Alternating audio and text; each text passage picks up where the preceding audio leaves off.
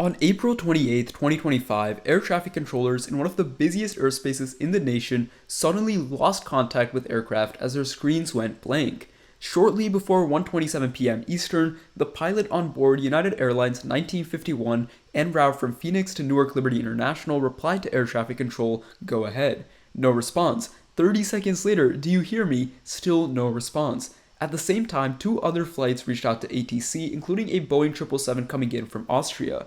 After more than a minute, air traffic control was finally able to hear pilots, yet many still could not see their planes on radar. Although the FAA claimed that this loss of communication lasted only about 90 seconds, recordings from air traffic control tell a different story. Controllers continue to have issues with both radio and radar for nearly half an hour after the screens first went dark. The craziest part, this isn't the first time this has happened in Newark recently. On May 9th, the Philadelphia TRACON in charge of the airspace around Newark experienced yet another outage with radar screens going blank once again. A TRACON, or Terminal Radar Approach Control, is basically just a type of air traffic control center whose goal is to ensure aircraft in the busy airspace around airports maintain safe distances and don't collide midair. Last year, the FAA made the controversial decision to shift control over Newark's airspace from nearby New York TRACON to Philadelphia, citing staffing concerns. Newark's airspace is particularly congested thanks to having only two functional runways.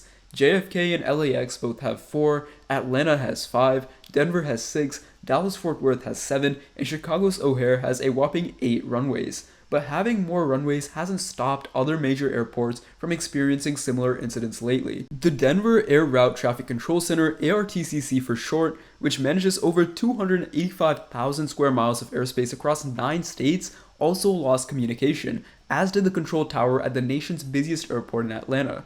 In response to all these incidents, the FAA has issued delays and ground stops at multiple airports including Atlanta and Newark, with Newark's incoming and outbound traffic being severely restricted.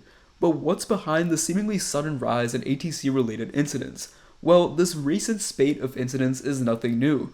Back in January of 2023, an issue with a crucial system that warns pilots of potential hazards led to the first nationwide air traffic ground stop since 9/11. This exposed just how outdated the National Airspace System infrastructure was, something both pilots and air traffic controllers have been complaining about for more than a decade.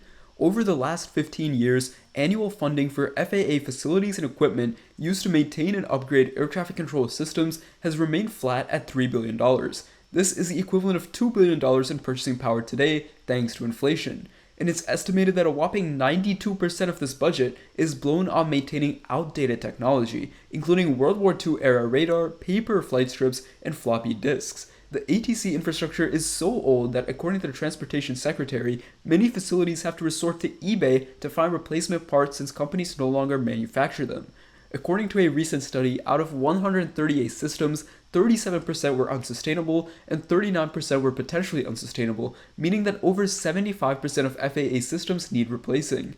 One glaring example of outdated technology is the use of paper strips in most ATC facilities in the US to track the progress of flights across their flight path, including their current position and altitude, as well as any instructions given to pilots. Electronic strips are much more efficient as flight progress can be updated in real time, making it much more easier for controllers to handle changes in air traffic and weather. Europe and Canada made the switch to digital flight progress strips more than 2 decades ago, while efforts to do so in the US still have a long way to go. Additionally, the information display system used by air traffic controllers, which has basically all the information they need to operate, relies on data from floppy disks. Most new air traffic controllers being hired today have never even heard of a floppy disk, yet this 80s era system is used in more than 200 ATC facilities across the nation. As a result of this extremely inefficient system, some flight routes take longer to fly today. According to Delta's CEO, their Atlanta to New York LaGuardia route takes longer to fly today than it did when the route was first launched in the 1950s. Keep in mind that today's route uses A321s, which cruise at around 500 miles per hour, nearly twice as fast as any plane Delta could have flown in the 50s.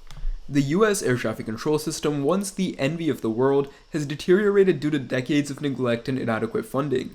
Transportation Secretary Sean Duffy recently proposed a plan to completely overhaul the ATC system, including digitizing flight management systems across 90 airports, replacing over 25,000 radios, and modernizing over 600 radar systems. This plan is estimated to invest up to $31 billion to revitalize the national airspace system. However, critics contend that this plan does not go far enough. It does not address the fundamental flaw with the US ATC system that it is both operated and regulated by the FAA, a clear conflict of interest.